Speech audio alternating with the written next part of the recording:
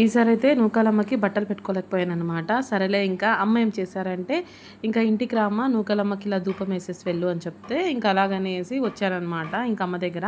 అమ్మ దగ్గర వచ్చే లోపలే ఇలా మా తమ్ముడు కూతురు ఏం చేసింది చిన్నది, ఇంక మేము వచ్చామో లేదో పరిగెట్టి వెళ్ళి వంటగదిలో బూరెలన్నీ యేసుకొని వచ్చిందనమాట.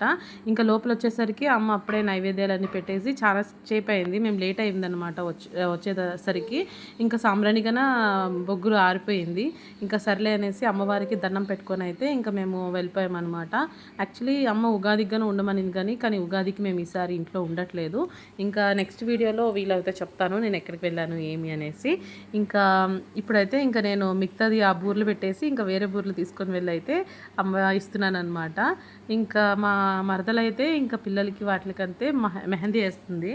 ఇంకా సర్లే అనేసి ఇంకా మేమే ఇంకా ఇలా కూర్చున్నాం అనమాట అందరం మీ బయట. చల్ల గాలి ఎంత బాగుందంటే అంత బాగుంది. ఇంకా ఇది అయితే మా చిన్నది ఇందాక నుంచి హడావిడి చేసేస్తుంది కదా. సో వాళ్ళ మామకైతే ఇలా మర్యాదలు చేస్తుంది అనమాట.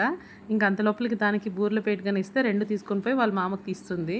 సో చాలా బాగా అనిపించింది అనమాట. అందుకే ఈ వీడియో మళ్ళీ తీశాను. ఇంకా ఇలా బయట హాయిగా కూర్చొని కొంచెంసేపు ఇలా కబుర్లు చెప్పుకొని అయితే ఇంకా ఇంటికైతే వెళ్ళిపోయాము.